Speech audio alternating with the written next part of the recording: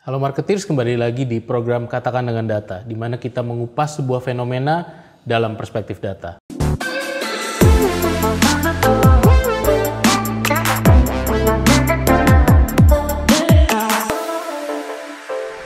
Saya Iwan Setiawan dan sekarang saya ditemani kembali oleh Cah Hasan, Hasanuddin Ali dari Alfara. Ya. Selamat datang kembali, Ya, Cah Hasan. terima kasih Mas Iwan. Selamat. Kita sekarang mau bahas politik nih. Ya. Pas tahun politik menjelang ya. 2024 ya pemilu ya. Banyak orang bilang 2022 bahkan sudah tahun politik, 2023 akan semakin hangat menjelang 2024 ya. Kira-kira dampaknya buat bisnis apa sih, Cah Hasan, di tahun politik ini? Jadi politik di Indonesia sejak tahun 2024 pemilu pertama kita sampai sekarang 2014 ya? Sebelum itu, jadi pasca reformasi terus kemudian sampai sekarang gitu ya. Itu fasenya mungkin agak berbeda. Jadi di awal-awal fase reformasi kita memilih hanya partai, kemudian presiden, tidak memilih caleg gitu ya, dan juga belum pemilihan kepala daerah. Tapi pada pemilu-pemilu terakhir ya, kita tahu pemilu kita semakin kompleks gitu ya. Kemudian sistemnya juga berubah ya. Tahun depan saja kita akan mengalami 2 pemilu. Pemilu pertama yang Februari itu adalah pemilu presiden, kemudian DPR dan DPD. Kemudian nanti di November itu pemilihan kepala daerah. Jadi kita bisa bayangkan nanti 2024 itu betapa riuhnya wajah media kita, masyarakat kita hampir semua akan terkonsentrasi dengan isu-isu politik. Dan permulaannya itu sudah dimulai tahun 2023 ini. Ya, kita baca di media pendaftaran DPD bahkan sudah dibuka, nanti di pertengahan pendaftaran caleg juga sudah dimulai. Terus kemudian nanti September, Oktober itu pendaftaran presiden, calon presiden. Kemudian November, Desember, Januari itu kampanye. Kemudian Februari pemilu.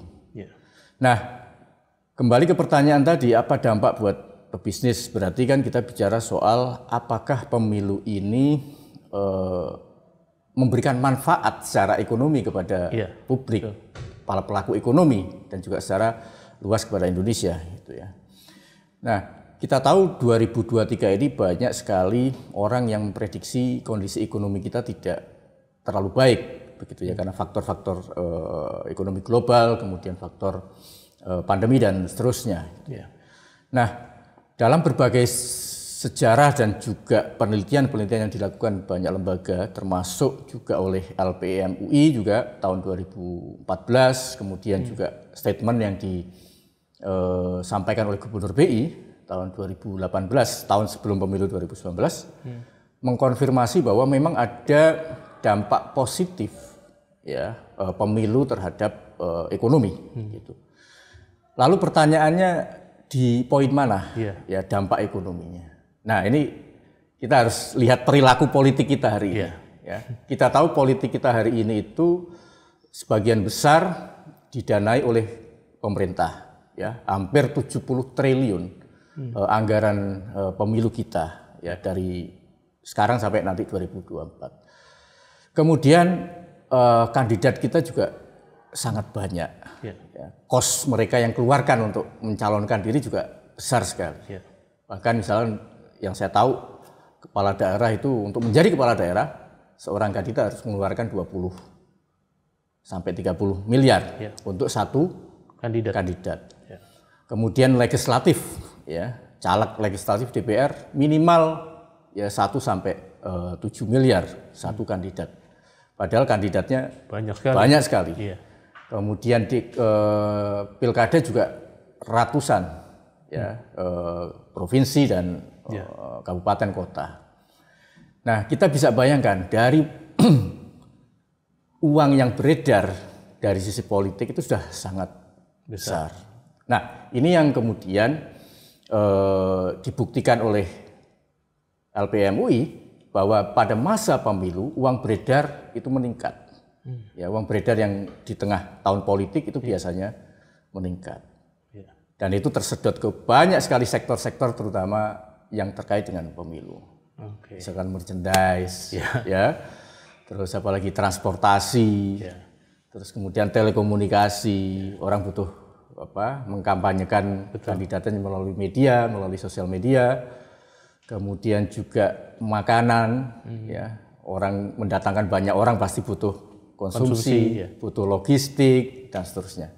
Itu yang kemudian saya berkesimpulan sebetulnya tahun 2023 ini dalam tanda kutip tahun politik itu menjadi semacam anugerah juga, menjadi semacam pelumas agar ekonomi Indonesia tetap bergerak. Gitu. Jadi blessing in disguise ini. Blessing in disguise. Iya. Malah pergerakan dan perputaran uang semakin besar. Betul. Jumlahnya. Betul. Itu yang menurut saya penting kita highlight ya. Karena banyak juga orang yang mengkhawatirkan bahwa nanti kalau tahun politik ekonomi kita semakin tidak baik dan lain-lain. Padahal kita punya sejarah sejak tahun pemilu pertama fase reformasi sampai sekarang tidak ada konflik yang punya nuansa besar ya yang bisa mengganggu stabilitas negara. Persatuan Indonesia tetap kuat ya. Betul. Dan saya kira masyarakat kita juga sudah sangat biasa, dewasa ya. Cukup dewasa dengan konsultasi politik. Kalau berbicara tentang Gen Z ya, yang mungkin sebagian besar baru pertama kali memilih gitu. Apakah mereka sebetulnya care atau tidak sih, Cak Hasan, terhadap pemilu? Gini, ini sebetulnya juga terjadi di tahun 2019. Ya, tahun 2019 itu pemilih pertama kan mayoritas milenial gitu ya. Mereka usia 17 saat itu, kemudian mereka baru pertama kali mengikuti pemilu. Nah, banyak sekali kalau Mas Iwan lihat pada fase itu banyak sekali kandidat yang kemudian yang tampil ala milenial gitu ya. Positioningnya ke milenial. Iya betul. Jadi mereka pakai baju ala-ala milenial, mendatangi konser-konser musik dan lain-lain. Karena mereka tahu pemilih terbesar ada di situ. Nah, tahun ini saya kira perilakunya akan kurang lebih sama. Ya meskipun digeser agak lebih mudah bahwa pemilih pemula kita mayoritas anak-anak Gen Z. Dan anak-anak Gen Z ini memang sebagaimana kakaknya anak-anak milenial tidak kurang care terhadap isu-isu politik. Ya. Saya pernah melakukan studi hanya 5 isu yang menarik buat anak-anak Gen Z. Yang pertama soal pendidikan, ya, kemudian soal ekonomi, lingkungan, terus konflik keagamaan yang juga masuk di anak-anak Gen Z. Kemudian yang kelima itu adalah transparansi pemerintah. Satu lagi soal ketenagakerjaan. 6. Ya, 6 isu ini yang diminati oleh anak-anak Gen Z. Nah, kalau begitu apa yang harus dilakukan sebetulnya oleh para kandidat kan begitu ya. Nah, saya kira para kandidat tidak bisa terlalu mengulang menggunakan cara-cara datang ke konser musik, kemudian berala-ala milenial zaman dulu. Karena anak-anak Gen Z ini lebih menutup diri sebetulnya. Ya, lebih menutup diri, tidak mau menampilkan, tidak ekspresif sebagaimana anak-anak milenial gitu. Nah, mungkin pendekatannya agak berbeda. Kalau anak-anak milenial katakanlah dulu ketika saya tanya, kamu mengikuti berita politik enggak? Hanya sekitar 22% yang secara rutin mengikuti berita-berita politik. Nah, anak-anak Gen Z justru isu politik tidak, sebagaimana anak-anak milenial, tapi isu terkait sosial, kemudian isu terkait transparansi pemerintah, isu terkait konflik keagamaan, isu terkait tadi ekonomi, itu justru mereka lebih ngikutin. Ya anak saya misalkan baru berusia anak SMP 15 tahun gitu ya. Justru ketika ada isu misalkan demo cipta kerja gitu ya, atau pelemahan KPK, justru dia tanya, Pak di DPR ada apa? Malah tertarik dengan isu-isu kayak begitu. Oke. Itu tema kampanye sebetulnya banyakan ya? Betul. Oke. Jadi menurut saya pendekatan ke anak-anak Gen Z lebih substantif dibanding ketika dulu mendekati anak-anak milenial yang lebih dari sisi packaging saja, tapi substansinya nggak ada. Ini konten ini malah ya? Konten justru lebih penting. Lebih edukatif berarti ya pendekatannya? Betul. Bukan hura-hura, Betul. Nah, itu juga tercermin dari ini Mas Iwan. Kalau kita amati beberapa aksi demonstrasi turun ke jalan yang terjadi hari ini, itu juga menarik anak-anak Gen Z untuk turun, anak SMA, anak kuliah SMK juga ikut terlibat di situ.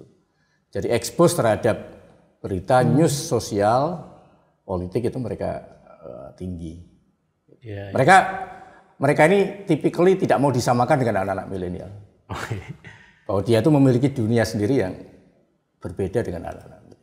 Yang demo itu anak muda berdemo itu jauh lebih muda usianya sekarang berarti. Iya, betul.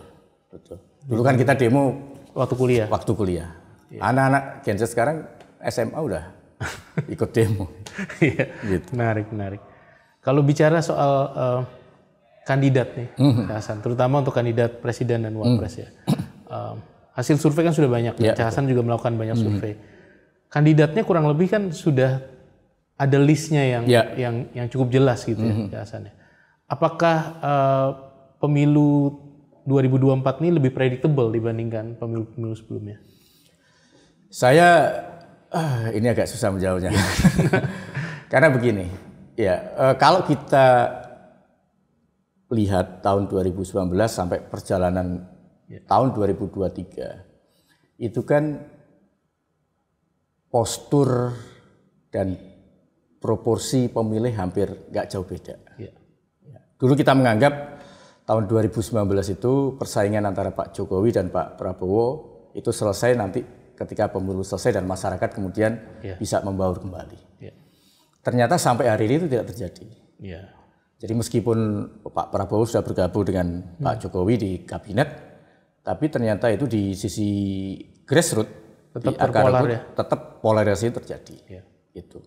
Nah itu kemudian juga tercermin di pemilu kita yang akan kita hadapi nanti.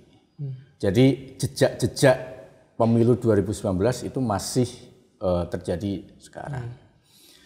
Nah kalau dikatakan lebih predictable, agak susah. Karena politik itu kan sangat unpredictable, sangat cair, gitu ya, sangat cair. Apa yang terjadi sekarang mungkin 2-3 hari ke depan berbeda. Apalagi sampai saat ini kita belum tahu siapa yang akan jadi kandidat capres dan cawapres. Semuanya masih sangat tergantung kepada komunikasi di antara para partai politik, dan itu yang akan sangat menentukan. Jadi apakah nanti 2 calon atau 3 calon, ya kita belum tahu. Meskipun angka-angkanya kelihatan, angka-angkanya kelihatan bahwa publik itu menginginkan mendukung beberapa kandidat, gitu ya. Dan semua survei termasuk yang kita lakukan consistently sama, gitu. Nah, tapi kan logika para partai itu tidak begitu. Survei hanya sebatas digunakan sebagai panduan, tapi mereka punya logika sendiri, ya. Baik dari sisi logistik, dari sisi finansial, dari sisi ideologi partai dan lain-lain. Nah, kita baru bisa mulai memprediksi secara presisi. Kapan itu, Cak? Ya setelah dipastikan kandidatnya siapa. Dan itu masih ya di bulan September Oktober lah baru kita akan bisa tahu. Ya kalau sekarang ini orang banyak ngomongin capres di media banyak, yaitu bunga-bunga demokrasi. Karena belum tahu apakah akan jadi calon atau tidak. Betul.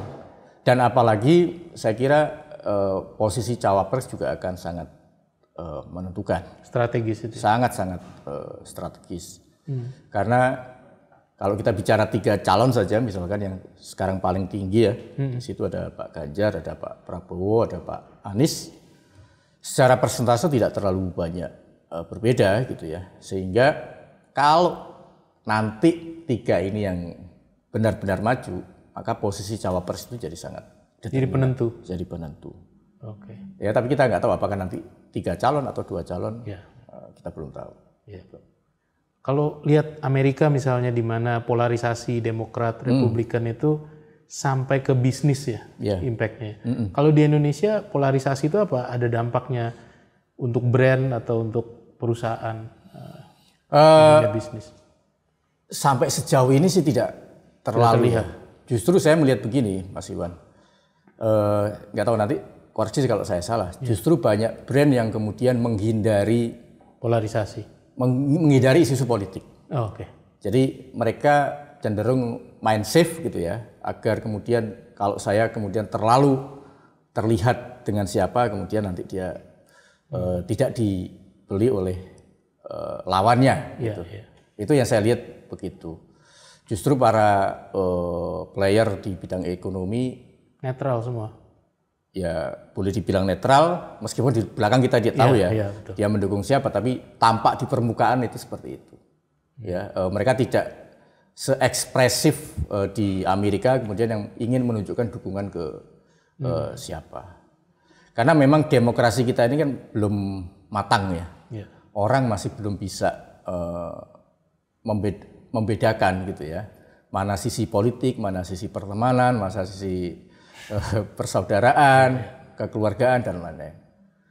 Ya pemilu kemarin 2019 katakanlah orang beda pilihan presiden gitu ya, kemudian pertemanan jadi renggang, kekerabatan jadi renggang. Jadi dianggap politik itu segalanya.